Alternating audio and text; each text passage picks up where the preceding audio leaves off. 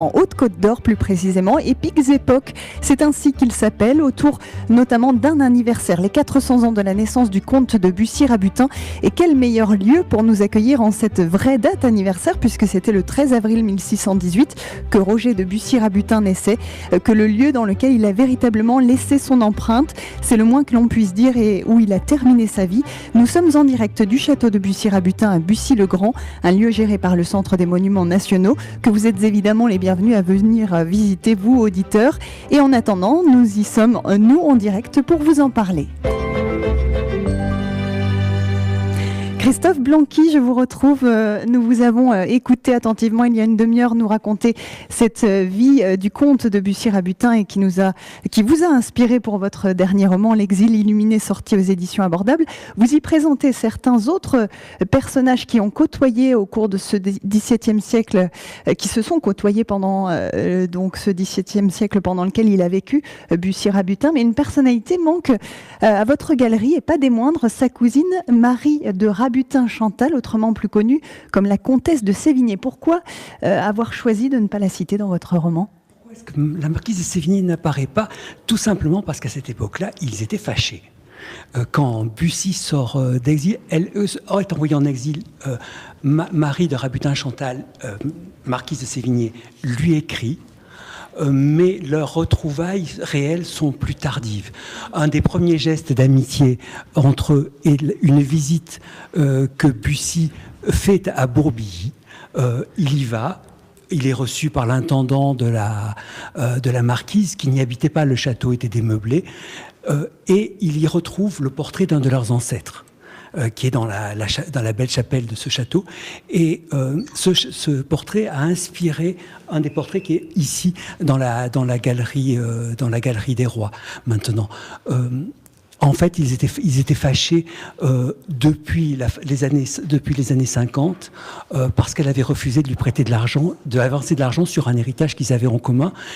Ce dont il s'était vengé par un portrait magnifique qu'il avait fait d'elle dans son roman L'Histoire amoureuse des Gaules, portrait magnifique mais très méchant, dont elle ne s'est jamais complètement remise. Bon, je reviendrai vers vous après.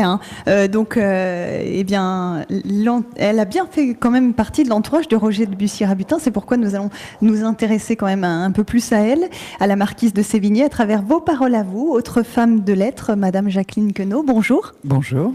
Vous êtes écrivaine et spécialiste donc de la marquise de Sévigné. Alors, première question, en fait, quel sens avait à l'époque ce lien de cousin-cousine, comme l'avaient Bussy-Rabutin et Madame de Sévigné?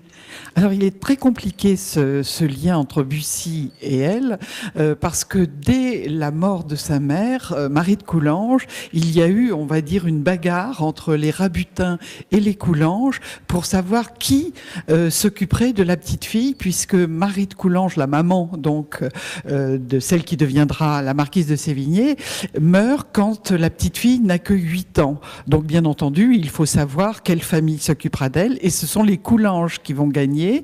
Donc ça va éloigner inévitablement Marie de Rabutin-Chantal des Rabutin-Bussy, mais ils se retrouveront de toute façon, mais ils auront toujours une relation un petit peu compliquée parce que ce sont tous les deux des gens d'esprit et qui aiment bien, comme on dirait maintenant, se titiller à volonté. Et elle était un peu plus célèbre que son cousin. En tous les cas, on a l'impression que c'était lui le cousin de, comme on dirait aujourd'hui, fils de. Ils se connaissent à partir de quand finalement? Dès le début de leur vie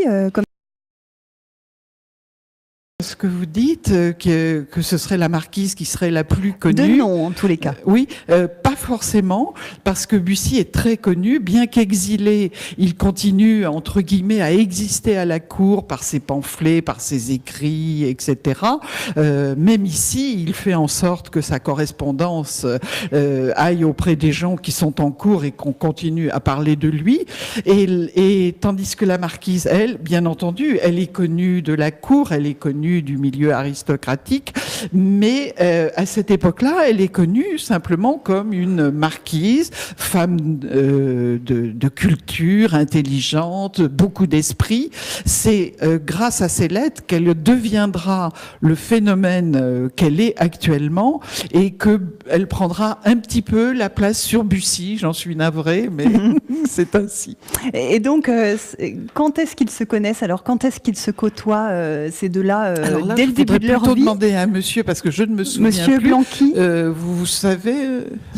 Ils se côtoient à plusieurs reprises. Ils se côtoient d'abord à Paris, à l'époque où Marie de Rabutin se forme, quand elle fréquente le petit évêché, l'entourage du futur cardinal de Ré, qu'elle rencontre le poète Ménage. Ensuite, elle vient en Bourgogne, lors de son mariage, qui est pendant la période du premier mariage de Bussy, et il a épousé une autre cousine, Gabrielle de Toulongeon, qui, comme Marie de Sévigné, est une petite fille de Jeanne de Chantal, Sainte Jeanne de Chantal. Ouais. Et c'est à ce moment-là que Bussy reçoit les jeunes mariés chez lui, dans son autre château. Alors, Bussy avait 3 châteaux. Il avait celui-ci, un autre château près d'Autun qui s'appelait Chazeux, et il était baron de Forléans. Forléans, qui était une seigneurie proche d'Époisses, et qui a ensuite appartenu au Guitou. Et donc, il a reçu Madame de Sévigné et le marquis de Sévigné à Forléans. Oui, ma question était par rapport à l'enfance. Vous posez la question par rapport à l'enfance, c'est Bussy qui a été envoyé par son père au conseil qui a décidé. Oui, tout à fait, qui a décidé. Donc leur relation date de l'époque où Bussy lui-même était collégien. Au lycée jésuite de Paris. Voilà la réponse alors. Cette relation-là, c'est ce que je disais, entre les Coulanges et les Bussy pour avoir la garde de Marie de Rabutin-Chantal. Bien entendu, Bussy arrive, mais Bussy, c'est l'aîné, c'est d'adulte par rapport à la petite fille. Donc les relations d'adultes se créeront bien après, comme vous le disiez, notamment au niveau des mariages. Et est-ce qu'elle mène la même vie que lui, finalement une vie un peu tumultueuse. Non, c'est une femme très sage, parce que elle sera à 25 ans, elle est veuve, et elle connaît très bien ce qu'est l'écueil des veuves, elle en parle, c'est-à-dire l'écueil des veuves, c'est d'avoir une liaison et d'être enceinte, et alors là, c'est le désespoir total. Donc elle sera très sage, elle aura toujours des amitiés profondes, des amitiés que l'on pourrait presque dire amoureuses, mais elle n'aura pas de liaison. Et puis il y a le jeu donc de l'écriture épistolaire qui débute. Et comment ça commence justement? Ça commence très très tôt. Et pourquoi? Parce que c'est une tradition dans les salons de lire les courriers que l'on reçoit lorsqu'ils sont un minimum intéressants, bien entendu. Et très tôt, les lettres de Madame de Sévigné, qui sont des lettres de famille ou destinées à des amis, très tôt, ces lettres vont être lues dans les salons, et elle se fait une première petite gloire, mais ça s'arrête là. Et Jacqueline Queneau, ces lettres qui firent quand même la notoriété de la marquise de Sévigné jusqu'à nos jours maintenant, des lettres pas seulement échangées avec son cousin, quelles autres correspondances entretenait-elle? Alors, elle entretenait énormément de courriers, notamment donc avec sa famille, bien entendu, avec les grands du siècle, parce que comme c'était le seul lien qu'elle avait avec les gens lorsqu'elle n'était pas à Paris. Donc elle écrivait de partout, notamment lorsqu'elle était au Rocher dans la maison de son époux, Henri de Sévigné.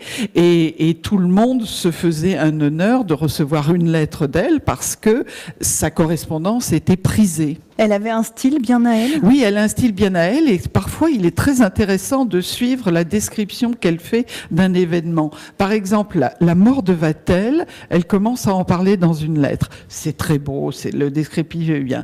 Et puis, elle en reparle dans une lettre suivante. Et on sent qu'entre les deux lettres, eh bien, dans les salons, on en a parlé, et sa réflexion évolue, et il y a un descriptif différent qui est un petit peu mûri, on va dire.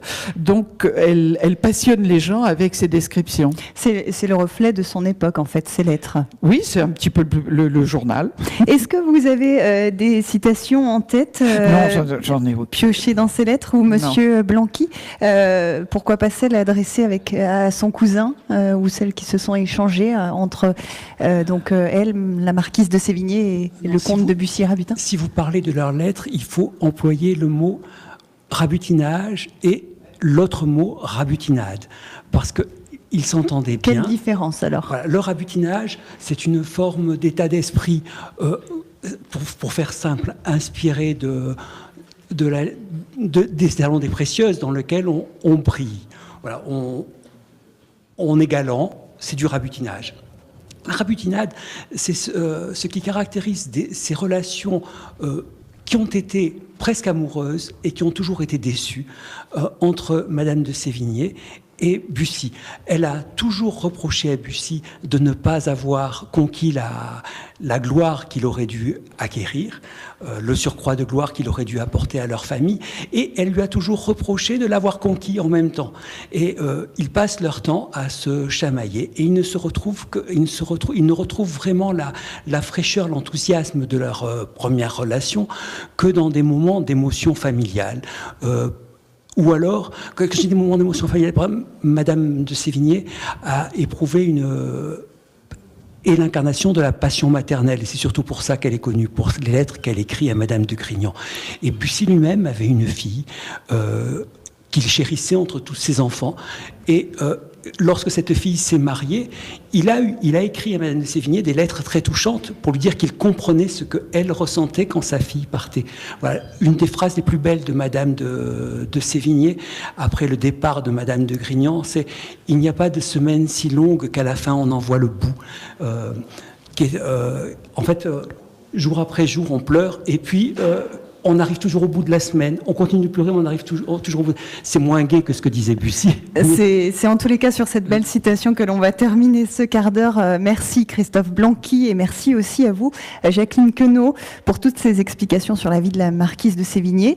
J'en profite pour indiquer à nos auditeurs qu'ils pourront retrouver cette interview de vous et de nos autres invités sur les réseaux sociaux d'Autoroute Info. Et d'ici là, vous pouvez même réagir, vous qui nous écoutez, si vous nous entendez, même pour nous dire par exemple si vous comptez venir faire fêter ce week-end l'anniversaire du comte de Bussy-Rabutin ici même dans son château, où le programme des jours qui viennent est à la mesure de l'événement. En tous les cas, nous nous retrouverons dans quelques instants seulement, juste après l'information trafic, avec notre nouvel invité. 107.7 Autoroute Info. Voyageons ensemble. Vous êtes sur Autoroute Info, 11h15, fin d'alerte sur la 6 en direction de Paris. L'animal signalé